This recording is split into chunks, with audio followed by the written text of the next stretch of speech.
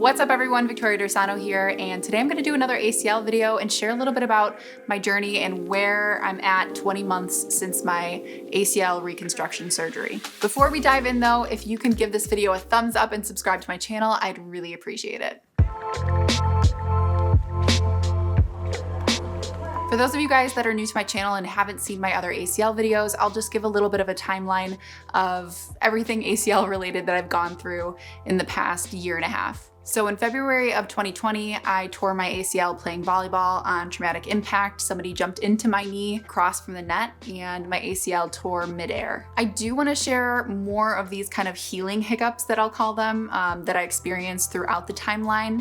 Up until the point of where I'm at now at 20 months since the surgery. I originally had surgery scheduled for a month or so after the tear, but that was right when COVID was happening for the first time, so all elective surgeries got canceled. So I had to wait about 3 months until May of 2020 to get my ACL reconstruction surgery. I did a patellar tendon bone graft on my own knee, my right knee, the same knee that I got the ACL reconstruction on. And I'm actually going to do another video shortly about that period in which I was actually deciding if I was going to get ACL surgery or not, because I wasn't sure at first if that was the best option for me, but after weighing the sides of things, I decided it was going to be the best option. About at day 14 post-op, I actually think it was June 1st, I broke my patella in half. It was a non-displaced break, so I didn't have to get surgery luckily, but I did have to lock my legs straight in that ACL brace for an extra amount of time. Breaking the patella like I did is a small complication of getting that patellar tendon bone graft. It happens in very, very rare cases, but mine was one of those cases that it broke while I was doing physical therapy. So once that kneecap healed up, it was back to smooth sailing with my ACL rehab protocol. I'll say another kind of healing hiccup that hit me was like 5 months post-op, and I actually got married at this point in time, and my husband and I were going on our honeymoon, and we had a trip planned to go to North Carolina and do a lot of hiking, and I had gotten clearance from both my surgeon and my physical therapist to do some hiking, but with caution. I had a sport ACL brace, so it's not the really big long one, it's actually a shorter one that you can use when you return to sport, so they cleared me to get that a little sooner so I could be safe and wear that when I was hiking. So my husband and I went hiking, and we went along the Appalachian Trail. I think we did a hike that was about 12 or 15 miles. So a pretty long hike, and it was definitely a lot of climbing. And there were some times that my knee would buckle a little bit, but thankfully I had that sport brace on and it stopped me from fully buckling back. So it protected my knee really, really well. Once I got back from the honeymoon, so like 5.5 to 6 months since my surgery, I started to experience this really strange pain in my knee. I remember laying down and my knee was all swollen, mostly laterally on the side, but around the top too, right on the top of the knee capsule joint, like right where the patella is at the top. And it was pretty painful when I stood back up on it. Laying down completely fine, but I remember when I stood up and I tried to stand with full extension and really kick my knee back, it was like this really intense pinching sensation. And after doing a lot of research and talking to several professionals, both surgeons, non-surgeons, athletic trainers, physical therapists, other knee specialists, we kind of determined that it was something called Hoffa's fat pad syndrome, which I had no idea that there's a fat pad in the knee, and mine was actually pretty inflamed. And it's actually another complication of having the ACL surgery because they stick a scope right through that fat pad. So there's sometimes can be some inflammation and scarring that are residual from having that scope right through the fat pad. And I think the combination of me having the broken kneecap that also healed, and kind of my kneecap's not like fully the same shape as my normal knee, my non-surgical knee, because obviously it had to form an extra layer of bone. So we kind of hypothesized that my knee tracking wasn't super great. The kneecap tracking wasn't like probably going as smoothly as it should, and was kind of maybe crunching down on part of the fat pad and pinching it. So, and creating some inflammation, and therefore when I straightened my leg and stood on it, it was pinching the fat pad, and the fat pad has a lot of nerves. It's one of the most innervated part of the knees, so yay, that would explain all the pain I was having. However, I was still able to do things like squatting and some lunging carefully, but this fat pad, I really had to take it easy and kind of lay off some of the progressions in my physical therapy and make sure I was icing it and just take it a step back again and make sure I'm not putting too much impact or load into the knee. And then we move on to the next hiccup that I experienced in these past 20 months, and this is some low back pain. And again, this is something that can be common, after knee replacements or any kind of knee or joint surgeries on one side of the body, because, we're compensating for such a long time. If any of you guys have gone through ACL surgery, you know that you're putting a lot of extra stress on your non-operative leg, the leg that didn't go through surgery, because it's having to carry you a lot. You're crutching around, but you're also kind of limping, and your hips can be a little off sometimes because you're putting more stress on one side of the body than the other. You're having all sorts of different compensations sometimes. So that's why it's really important to make sure that you're doing some of these progressive loading exercises with a physical therapist present or a trained athletic trainer, because there's certain things that they can catch that you won't necessarily see in terms of those compensations. So for me, it was just a matter of doing a leg press one day, a single leg press with my right leg, the leg that went through surgery. And I remember my back just feeling kind of stiff and sore after that. And then I went home and it was really, really stiff and sore. And it's kind of been a thing ever since. I think I put a little bit too much pressure into my low back because maybe my leg wasn't ready for that load again after taking some time off from having the fat pad issue in my knee. But I want to get a little bit back into the timeline, because for those of you that are athletes like myself, I want to give you guys some hope that you can return to sport and things start to feel normal again. My husband and I made a deal that I wouldn't start playing volleyball until my 1 year mark, until 12 months since surgery.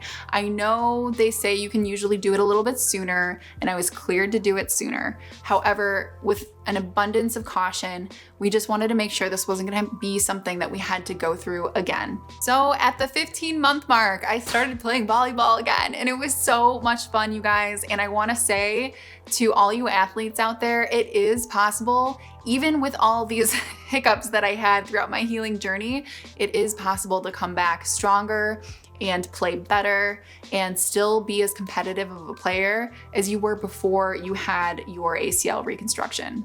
That first day I played, skill-wise, I was a little bit rusty, but I will say I was jumping really high. I was able to get some solid blocks in on the net. I was able to hit really well, and I was super, super, super happy with the way I played and how my knee functioned.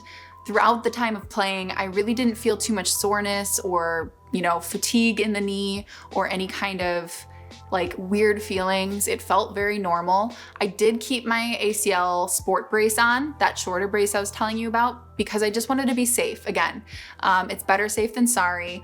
And I think it also helped people kind of make sure not to run into me too, because that was how it happened in the first place, was somebody running into me on the volleyball court. So I think it also was kind of like a guard, don't hit the injured girl with the knee brace. I think the most important thing about returning to sport from a mental standpoint is acknowledging that you're going to have to return with a very humble heart.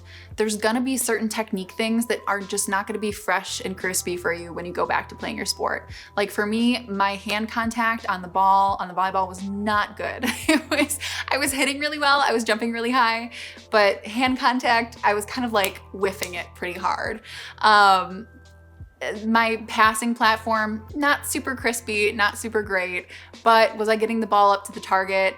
Yes, I was doing okay. So I kind of had to walk into it, acknowledging that before I walk into this volleyball court, this may be not my best game, and that's okay. And, giving myself that grace to just accept that this might not be my best game of play, and then that's okay. And as an athlete, you are there to get better and practice and continuously, take that as a challenge to, work on. If you notice, again, my passing platform, not so great.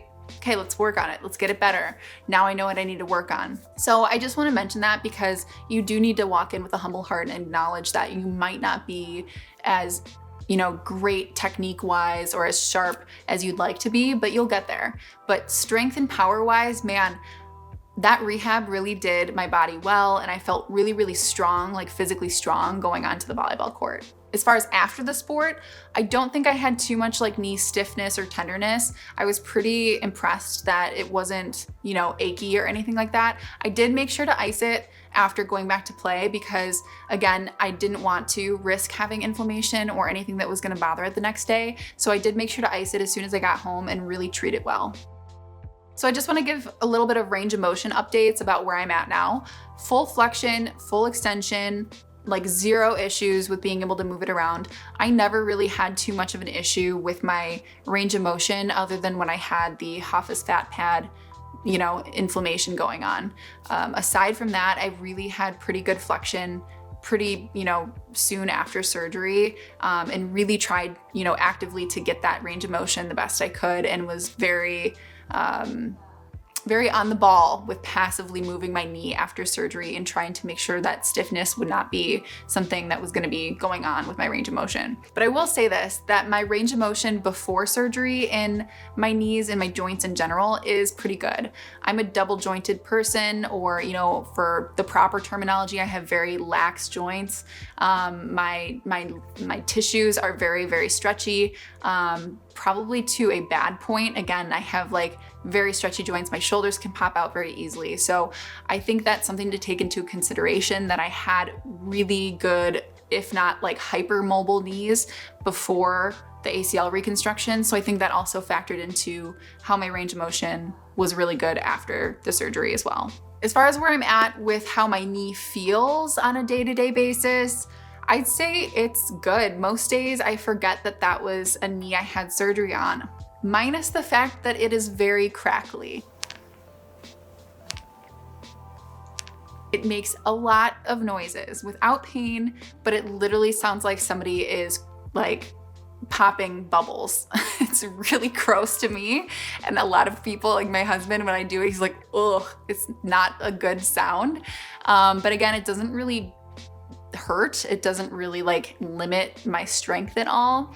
I think it's a very normal thing. I've talked to a lot of people that have gone through ACL surgeries, and for years and years and years after, they have that cracky kind of noise or crackling that's going on. But that is something that I do have. I'll say, like, as far as the ACL inside the joint, it feels great. I don't feel any limitations on that side of things. As far as the kneecap goes, and this is where it's hard for me to differentiate all the time, because I'm not sure what's like a normal ACL thing versus what's a thing that I'm having to experience because I broke my kneecap in half. It's hard to tell. I do have some like tenderness on the kneecap when I try to do anything like single leg loading, where I have a high degree of flexion into the knee and I'm putting a lot of frontal pressure into that kneecap. I will start to feel some tenderness on the kneecap. It's hard for me to differentiate if it's the site where the graft was taken out or if it's the site where my kneecap broke in half, because they're really close to each other. So I don't really know. I'd say on a pain scale, it's like a 1 out of 10 or a 0.5 out of 10 when I'm doing anything where I'm putting it into a really full bend like that, but it's very minimal. As far as my strength on my leg, I'd say my strength is pretty much back to normal in terms of my quads. They're pretty much equaled out. I'd say my hamstrings are the same. I do have a lot of calf weakness on that operative leg, on my right leg, because that calf got torn pretty bad. So it's like a baby calf now. It's like very tiny in comparison to my other one. So that's where I'll say like most of my weakness is in that calf on the right side, but that's because, again, a separate issue, not because of the ACL surgery. The quad, fully back to normal, full strength, glute, hamstring, full strength, happy about that. And as far as like where I'm at mentally with this whole ACL recovery at month 20, close to the 2-year mark now, I'll say I'm good, but having to experience these other things like the kneecap breaking and Hoffa's fat pad inflammation, and now having my low back. I'd say my low back issues from having so much compensation going on, and recovering throughout this whole process, that's probably the most irritating right now. And it kind of feels like a never-ending string of like minor issues in comparison to the ACL, but nonetheless issues. So it's a little frustrating, I'm not gonna lie. And there's times where I wonder, am I ever gonna feel like fully 100%? Because I'll say maybe 95, 96% in terms of like how my whole body is functioning overall. Because the knee affects so much in our bodies, right? You can't just look at the knee and be like, the knee, and I'm 100%. No. If I was just rating the knee, I'd say I'm probably at like 99%. with just a little of that frontal kneecap pain. But because of the weakness in the knee and having to heal through that and compensate so much and what caused that low back pain and all those things, I'd say it brings me back down to a 95%. But I'm happy with that. Like, if that's the best it gets for me, that's okay. I'm okay with that because I can adjust what, my daily activities are. I can still play my sport. I just have to, be a little bit careful about the movements that I do. And honestly, again, going through these other injuries, like, I really think that it's forcing me to look at my body and my compensations and how I move in a very different way, and helping me to really build up proactively a lot of the weak spots in my body. So I'm thankful for it. It does hurt, but I'm thankful for it. But I'm grateful to be on the other side of this. And I hope this just gives you some light at the end of the tunnel that, you can return to your sport. You can feel close to 100% and, you'll get there. And to share a little bit about the activities that I'm able to do, pretty much everything. The only things I haven't done yet, because I haven't been able to find anybody to play with me, is like tennis. I'd really like to play tennis and see how my knee does there. I probably will still wear my ACL sport brace because it's a new activity that I haven't done yet. And again, just being cautious, that's all. I've biked, I've hiked. I went on a hiking trip again a few months ago, so maybe at like month 15 or 16, and hiked about 20 miles, I think it was. It was a long hike in Colorado, and my knee felt great. I had no issues afterwards. What else? And that was through like some pretty icy terrain. I've played volleyball, I've played basketball, I've done ice skating, I've pretty much like done all the things that I want to do activity-wise, and I'm really, again, happy that I'm here on this side of things, and I know you guys will get there too. So I hope this just provided you, again, some insight as to what's down the road for you. And if you have any questions, of course, drop those questions down below, reach out to me. If you follow me on Instagram, it's at Victoria_Dorsano. You can message me there and connect with me there. But really excited that you guys watched this video, and I hope it provided some insights. And please make sure to subscribe to my channel and give this video a thumbs up. I'll be doing more videos on my ACL journey, some things that I did along the way, some different things that I'm doing now and will continue to do moving forward to keep my body functioning and feeling well after ACL surgery down the road. So I'd love to share those with you. Just be sure to subscribe. And until then, I will see you guys later. Bye.